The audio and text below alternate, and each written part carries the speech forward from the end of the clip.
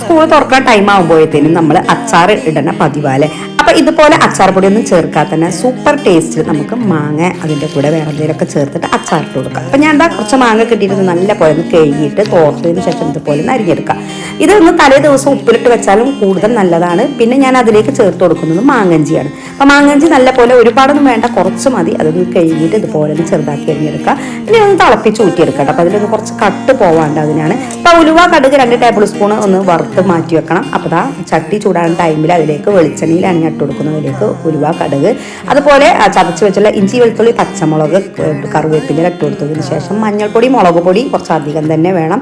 നല്ലപോലെ മിക്സാക്കുക. പൊടിച്ചു വെച്ചിട്ടുള്ള ഉലുവ കടുക് ചേർത്ത് കൊടുക്കുക. നമ്മൾ മാങ്ങഞ്ചി ചേർത്ത് കൊടുത്ത് നല്ലപോലെ മിക്സാക്കുക. ഉപ്പ് ചേർത്ത് കൊടുത്തതിന് ശേഷം കുറച്ച് വിനാഗിരിയും ചേർത്ത് കൊടുക്കുക. ഇനി ഇതിലേക്ക് ലാസ്റ്റ് നമ്മൾ കായപ്പൊടി ചേർത്താൽ നമ്മുടെ അച്ചാർ റെഡി ആയിട്ടുണ്ട്. 10 മിനിറ്റ് കഴിയുമ്പോൾ സൂപ്പർ ടേസ്റ്റി അച്ചാർ റെഡി. അപ്പം എല്ലാവരും ട്രൈ ആക്കണേ.